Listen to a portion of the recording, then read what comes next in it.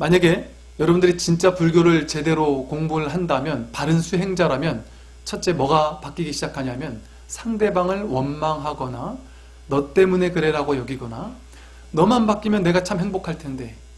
저한테 와서 제일 많이 하는 상담이 그겁니다. 스님, 저 우리 자식 때문에 죽을 것 같습니다. 이 자식만 바뀌면 진짜 좋을 텐데, 얘가 이런 짓만 안 하면 참 좋을 텐데요.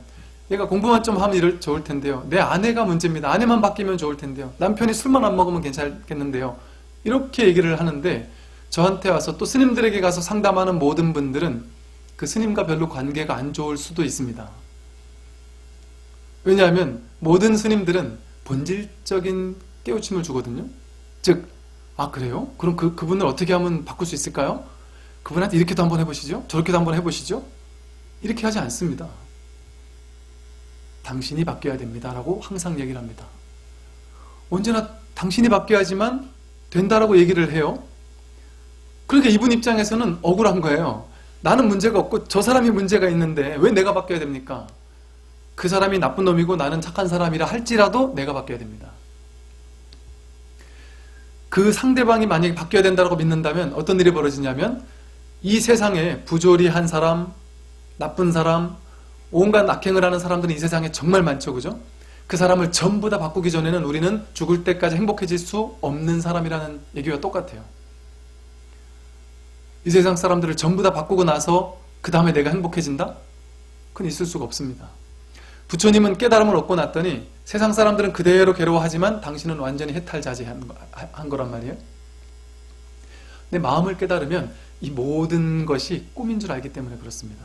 진짜가 아닌데 스스로 꿈속에서 꿈이라는 어떤 스토리를 만들어 놓고, 괴로움이라는 어떤 스토리를 만들어 놓고 그게 진짜라고 스스로 실체화시킨 거예요. 이 진짜가 아닌데 내가 머리로 만들어 놓고 그게 진짜라고 의미부여를 한 겁니다. 여러분 인생에서 중요하다고 여기는 모든 것은 내가 의미부여한 겁니다. 진짜 중요한 게 아니고, 그거 없으면 죽는 게 아니고 내가 그거 없으면 죽겠지 하고 의미부여한 겁니다. 예전에 어떤 서울에 좋은 빌딩에 그 식당 잘한다고 그래서 그 식당에 우리 신도님들하고 밥 먹으러 갔는데요. 이 스님이 왔다고 이제 막 사장님이 특별 음식을 막 내줘요. 그래서 요 옆에 있는 부대에 있는 절에 있는 스님하고 신도님들이 왔다 그러니까 음식을 엄청나게 주고 돈을 안 받는 겁니다. 그 나중에 이제 사장님이 내려오셨어요. 가지고 그분 하는 얘기가, 당신은 이 군인들만 보면 아직까지도 참 너무 가슴이 뛰고, 당신은 옛날에 군인이었는데, 장교였는데, 당신은 비록 실패했고, 그때 당시 소령으로 나갔는데, 소령으로 나갈 때만 해도 진급 못해서 나는 이제 더 이상 진급을 못하니까 너무나도 절망을 안고 나갔는데, 너무나도 군을 사랑하고 군에 오래 있고 싶은데, 이거 안 되니까 어쩔 수 없이 나갔다는 거예요. 근데 그때 나가게 됐을 때만 해도, 야, 내 인생 정말 이제 끝이구나. 정말, 난 어떻게 사나 이렇게 생각했답니다. 그래서 너무너무 괴로워했다는 거죠. 그래서 나가기 전까지 한 1, 2년 정말 그 혼돈의 시기를 너무 힘들게 보냈다는 거예요. 나가서 할 것도 아무것도 없고 할 줄 아는 게 아무것도 없어서, 실제 나가가지고 할 줄 아는 게 아무것도 없다 보니까 그냥 남들이 다 하듯이 그냥 식당 나부랭이나 했다는 거예요. 그분 입장에서는. 남들이 다 옆에서 야, 그거 분명히 망한다. 100명이 식당을 하면 99명은 망한다. 그랬다는 겁니다. 전부 다. 근데 이분이 그 식당이 워낙 잘 돼가지고 2층 사고 3층 그 빌딩을 다 사셨어요. 식당이 너무 잘 되는 거예요. 그러면서 그분이 하는 말씀이 뭐냐면, 그때 내가 진급 안 돼가지고 나오기 전까지, 이 식당을 시작하기 전까지 그 가슴앓이 한 생각을 하면, 왜 그렇게 가슴앓이 해가지고 몸에 그때 병까지 났었는데 왜 그런 가슴앓이를 공연히 내 혼자 왜 했는지를 모르겠다. 그거를 할 수도 있었고 하지 않을 수도 있었습니다. 그분은 모든 사람이 마찬가지예요. 할 수도 있고 하지 않을 수도 있습니다. 그런데 내 스스로 그것을 괴로움이라고 여기기를 선택한 겁니다. 그래서 내 스스로 만들어 놓은 의미부여, 나는 군에 오래 있어야 돼라는 의미부여, 여기서 나가면 나는 큰일 나라는 그 심각성을 스스로 만들어 놓고 그거대로 안 되니까 괴롭다라고 스스로 그 괴로움 속에 빠져들었던 거죠. 어떤 친구는 서울대 가기를 막 그냥 몸소리치게 그 부모님들이 간곡하게 희망하고 희구하고 막 꿈을 꿨는데 그 정도 실력도 됐었고, 근데 아쉽게 서울대를 못 가고 그 다음 대학을 갔단 말이죠.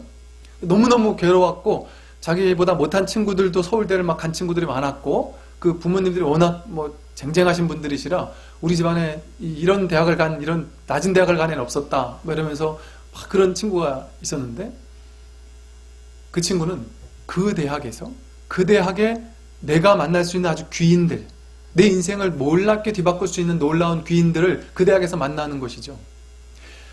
내가 만날 내 인생의 귀인을 서울대에 있는 게 아니라, 나의 인연들은 서울대에 있는 게 아니라 연세대나 고려대에 있을 수도 있어요. 근데 내 머릿속에서는 모르니까, 내 삶이 어떻게 펼쳐질지 모르니까, 내 인연을 모르니까 서울대를 가야 된다라고 스스로 규정 지어 놓은 것이죠. 틀을 만들어 놓고 거기 못 가면 나는 괴롭다, 스스로 생각한 겁니다.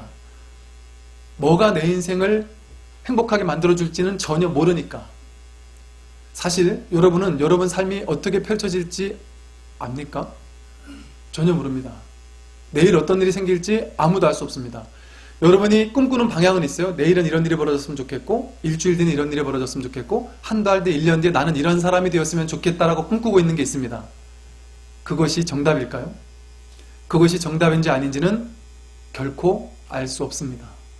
오직 모를 뿐입니다. 우리 삶은 오직 모를 뿐인데도 불구하고 우리는 안다고 생각하고 그 안다라고 여기는 것을 고정지어버려요. 집착해버립니다. 내 인생은 이렇게 돼야 돼 하고 집착해버립니다. 그래서 그렇게 되지 않았을 때 괴로워해요. 이게 바로 여러분들이 괴로움을 스스로 만들어내는 방식입니다. 암 환자, 암 판단을 받아가지고 수술을 하게 되신 어떤 거사님이 계셨어요. 술도 좋아하시고 담배도 좋아하시고 맨날 아주 노는 걸 너무 좋아하셨어요. 그 보사님하고 맨날 다투셨죠. 그 폐암이 걸리셨는데 수술을 그래도 무사히 잘 하셨어요. 수술 끝나고 나서 의사가 담배, 술 진짜 끊어야 됩니다. 안 그러면 재발합니다. 그렇게 마누라가 평생을, 30년을 평생을 얘기해도 콧방귀를 안 끼던 남편께서 그 의사의 한마디 말로 바로 술, 담배를 딱 끊고 그때부터 운동을 하기 시작했습니다. 그러니까 술, 담배를 끊으면 인생에 아무런 낙이 없으리라고 확신을 했대요. 그 거사님은. 술, 담배 없는 인생이 무슨 의미가 있느냐.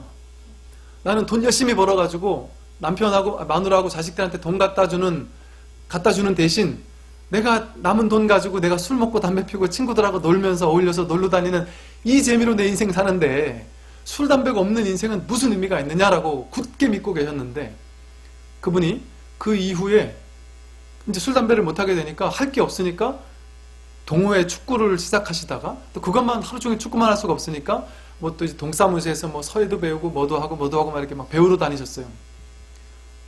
지금 완전 축구 실력이 엄청나지셔서 매일같이 축구를 하시고 몸이 엄청 건강하시고, 그 이 서예 무슨 뭘 하여간 따셨어요. 뭐 되게 뭐 이거 잘하시는 뭐 그걸로. 그리고 이제 서예 강사들 또 하고 계셔요. 그 보살님 말씀이, 남편이 암 걸렸을 땐 정말 우리는 큰일 난, 정말 다 죽는 줄 알았다. 그 거사님 입장에서 나는 정말 내 인생 끝나는 줄 알았다. 그런데 이 10년이 지났는데 지금에 와서 이렇게 오히려 전화위복이 될 줄 어찌 알았느냐. 아내하고도 더 사이가 좋아지고 돈도 쓸데없이 안 쓰게 되고 몸은 더욱더 건강해지고. 알 수가 없습니다. 여러분들이 지금 세워놓은 규정 있지 않습니까? 나의 1년 뒤, 나의 10년 뒤는 이런 일이 벌어져야 돼. 내 자식은 요런 데를 가야 돼. 요 대학쯤을 가서 요런 데 취직을 해서 요런 삶을 살아야 돼. 진실이 아닙니다. 내 생각일 뿐입니다. 내 생각으로 만들어 놓은 하나의 틀이고, 그 틀을 스스로 만들어 놓고 그 틀이 진짜라고 집착하고 실체화시켜서 거기에 내 스스로 빠져서 거기에 집착하고 있었던 겁니다. 내가 만든 집착의 꾸러미 속에 내 스스로 빠져드는 채 거기서 괴로워 죽겠다고, 나를 좀 해방시켜달라고. 이것을 보고 자승자박이라고 합니다. 무승자박이라고도 하고요. 누가 올가미로 묶은 게 하나도 없는데, 누구도 묶지 않았는데 내 스스로 묶어놓고 내 스스로 이 묶은 울타리를 이걸 풀어달라고 한다는 것이죠. 풀 사람은 여러분 자신이에요. 여러분 스스로가 묶었으니까. 여러분들이 괴로워한다면 괴로워하는 모든 것들은 이런 방식으로 스스로 만든 겁니다. 그 어떤 것도 상대방이 만들어주지 않아요. 스님 아닌데요? 저는 저 사람이 나를 괴롭혀가지고 난 괴로운 거거든요. 저 사람이 나한테 욕을 하니까, 나를 무시하니까 전 괴로운 겁니다. 이건 제 문제가 아닙니다. 누군가가 여러분을 무시하거나 누군가가 여러분을 욕하면 무조건 괴로울까요? 제가 예전에 좀 시간이 됐는데 제주도에 그때 막 자연을 너무 좋아해서 막 툭 하면 산에 가 있고 막 이렇게 막 걷고 막 이걸 너무 좋아했을 텐데, 제주도에 이제 이렇게 가서 산을 올라가려고 이제 버스 터미널에 이렇게 버스를 기다리고 있었어요. 근데 어떤 약간 노보살님쯤 되시는 그 보살님께서 계속 저쪽에서부터 저밖에 없는데 막 욕을 하시면서 오는 거예요. 아주 쌍스러운 욕을 하면서 막 그러면서 사태질까지 해가면서 막 욕을 하시면서 제 얼굴을 막 봤다가 딴 데를 봤다가 하시면서 막 욕을 하시는 거예요. 가지고 이분 도대체 뭐지 싶어서 왜 이러시, 내가 뭘 잘못했나 막 한참 고민을 하고 있는데, 좀 있다가 옆에서 누가 이렇게 오시더니 무시하세요. 맨날 저래요. 이러시더라고요. 욕을 했을 땐 제가 기분이 안 좋았어요. 이분이 왜 나한테 욕을 하지? 그래서 안 좋았는데, 이분이 원래 저렇게 욕을 하시는 분이시구나, 이 사실을 알고 나니까 그 욕이 저한테 전혀 화살로 꽂히지가 않는 것이죠. 아무 문제가 없게 되는 것이죠. 그분이 욕하는 게 문제가 아니라 그 욕을 내가 내 걸로 받은 게 문제입니다. 이 세상에 나를 욕하는 사람은 있을 수밖에 없어요. 만약에 이 세상에 나를 욕하는 사람이 없어야 된다고 여기는 것은 내가 만들어 놓은 집착입니다. 이 세상에 나를 욕하는 사람이 없어야 되고 이 세상에 나를 무시하는 사람이 없어야 된다? 엄청난 욕심꾸러기죠. 어떻게 그럴 수가 있습니까?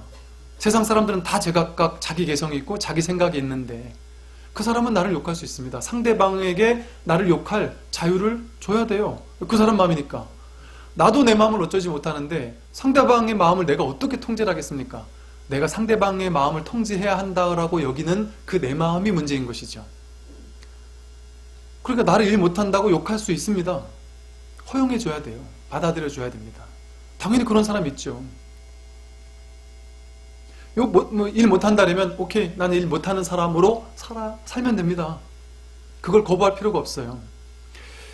제가 말씀드린 이 괴로움을 스스로 만들어냈다고 했는데, 어떤 방식으로 만드느냐 하면, 이걸 이제 불교에서 분별심이라고 부르는데요. 아르마리라고도 부르고 분별심이라고도 부르고, 불교 교리로는 식이라고 부릅니다. 육식이라고도 부르고요, 식이라고 하는데, 이게 이제 불법의 핵심입니다. 유식불교에서는 유식이라 해서 오직 식뿐이다 이랬어요. 즉 오직 분별심뿐이다 이겁니다. 여러분 머릿속에 이 세상을 만드는 건 오직 분별심뿐입니다. 즉 여러분들이 행복할지 괴로울지는 내 안에 있는 분별심이라는 이 마음이 좌지우지합니다. 100% 분별심이 만들어냅니다. 죽음은 절대 괴로움이라서 이건 마음의 문제가 아닌데요, 저는 제가 죽게 되면 무조건 괴로운데요, 이 말은 진실일까요? 죽는다고 다 괴롭지 않습니다. 진심으로 죽고 싶어하는 사람도 있어요. 그리고 죽게 된 사람, 시한부 인생을 살게 된 사람이 자신이 6개월 뒤에 1년 뒤에 죽는다라는 사실을 알고 나면 처음에는 발악을 하고 거부하고 인정을 못하다가 한두 달 지나서 그것을 죽음에 대해서 탁 인정하는 순간이 온다 그럽니다. 전환의 순간이 오는데, 죽음을 확 받아들이는 순간이 오고 나면 갑자기 세상이 눈부시게 아름답게 바뀐다 그럽니다. 그리고 모든 것이 다 수용이 된대요. 하나도 괴롭지가 않답니다. 지극히 자비로운 사람이 되고 너무나도 평화로운 사람으로 바뀌어버린다는 겁니다. 죽음을 온전히 수용하는 마음으로 바뀐다는 겁니다. 제가 저 인사스님을 모시고 돌아가시기 직전에 계시는 노보살님을 면회 갔었을 때 저는 그 눈빛을 뵀거든요. 그 보살님은 완전히 죽음에 대해서 완전히 받아들이셨고, 그 순간까지 저 인사스님이 노보살님한테 뭐하고 계세요? 이랬더니 말도 잘 못해서 힘이 없어서 하도 이러시더라고요. 하도 참선을 하고 계십니다. 그 순간까지. 저 인사스님이 그걸 보고 눈물을 흘리시더라고요. 떠나고 그 다음날 돌아가셨는데, 그분의 임종을 지켜본 그 간호사랑 가족분들이 하는 얘기가, 이렇게 평화롭게 눈을 감으신 분을 본 적이 없었다. 죽는다는 것이 이렇게 곱고 평화로울 수 있구나라는 것을 느끼게 됐다. 죽는다는 것이 무조건 괴로움일 수가 없습니다. 왜 괴로움이라고 여러분들은 지금까지 착각한 줄 아십니까? 유교식 사고방식에 우리는 익숙해 있어요. 그러니까 TV를 옛날에 보면 항상 죽으면 새까만 옷을 입은 갓을 쓴 무섭게 생기고 화장 진하게 한 누굽니까? 저승사자가 찾아와서 우리를 부드럽게 데리고 가는 것도 아닙니다. 아주 막 끌고 가듯이 끌고 갑니다. 완전한 실수입니다. 그 저승사자라는 어떤 사고방식, 유교적인 사고방식, 유교는요 진리가 아니에요. 물론 이제 윤리 도덕적으로는 괜찮은 것일 수 있겠죠. 그러나 이게 유교, 예를 들어 노자와 어떤 유교를, 도교와 유교, 노자와 유교를 얘기를 한다면, 노자는 진리를 보는 어떤 종교, 진리를 설하고 있는 가르침이라면, 유교는 그냥 윤리 도덕을 설하는 것이거든요. 유교적인 사고방식에 우리는 딱 젖어 있다 보니까 죽으면 저렇게 무서워지고, 또 수많은 종교인들이 죽으면 지옥 간다 이렇게 하도 그 협박을 해놓으니까 지옥 가는구나 이렇게 착각한 거예요. 제가 제 얘기가 아니라 부처님 말씀을 예를 들어서 확실하게 말씀을 드립니다. 지옥은 없습니다. 부처님이 지옥을 딱 만들어 놓고 나쁜 짓 한 놈들 딱 심판해가지고 염라대왕한테 딱 월급 줘가지고 야 너 심판해라 이래가지고 딱딱 잡아들여가지고 지옥에 보내. 이런 지옥을 부처님이 만들었다면 얼마나 유치한 분이시겠어요? 그 지옥을 만든 그 정도의 어떤 생각으로 심판하는 자는 없다는 것이죠. 지옥은 없습니다. 지옥을 누가 만들었겠어요? 지옥은 내 스스로 만든 겁니다. 모든 게 내 스스로 만든 겁니다. 엊그제 금요반에 왔던 그 기독교 신자라고 하면서 오셨던 분이 했던 얘기가, 당신이 여기까지 오게 된 이유가 결정적으로 어떤 목사님이 상당히 특이하고 좀 깨어있는 목사님이었나 봐요. 그 목사님이 했던 한마디가 아주 화두처럼 오래 자리 잡았다는 거예요. 그 목사님이 한 얘기가 뭐였냐면 너무 충격을 받았답니다. 그 목사님께서 신은 네 머릿속에서 만들어낸 개념일 뿐이야, 이 얘기를 했다는 거예요. 너무나 충격을 받았답니다. 바로 그렇습니다. 선악, 지옥과 천상, 신, 모든 것은 내가 개념으로 만든 것이지 아무것도 없습니다. 그래서 불교에서는 공하다고 하잖아요. 텅 비어 있습니다. 이 세상은 텅 비어서 그 무엇도 인연 따라 마음껏 삶을 만들어냅니다. 꿈처럼 인연법에 의해서 모든 것이 만들어져요. 무한한 가능성이 이루어집니다. 여러분들은 마음 하나 일으켜서 무한 가능성을 꽃피울 수 있는 놀라운 존재고 놀라운 부처입니다. 내가 언젠가 부처가 되겠지는 환상입니다. 지금 이대로 부처예요. 지금 이대로. 그래서 여러분의 마음을 가지고 무엇이든 현실에서 마음껏 삶을 만들어내고 써먹을 수 있어요. 그것은 죄의식 가질 필요 없습니다. 법정 스님이 무소유하라 했는데 나는 돈이 많아서 죄의식이 있다? 결코 그럴 필요 없습니다. 부처님 당시에 그 장자들, 지금 말하면 경제인들에게는 부자 되는 방법을 가르쳐줘서 부자가 되라고 했습니다. 그러나 쓸 때 잘 써라, 좋은데 많이 써라, 이렇게 얘기했죠. 왕에게는 어떻게 하면 나라를 잘 다스리는지를 얘기를 했고요. 그 상대방에게 맞는 근기, 대기설법을 하셨습니다. 불교는 자꾸만 뭔가 움츠러들고 제한하고 아무것도 하지 않고 소극적이고 고요히 조용히 혼자 골방에 들어가가지고 참선하고 이런 종교가 아닙니다. 지금까지 불교가 완전히 우리에게 잘못 전해졌어요.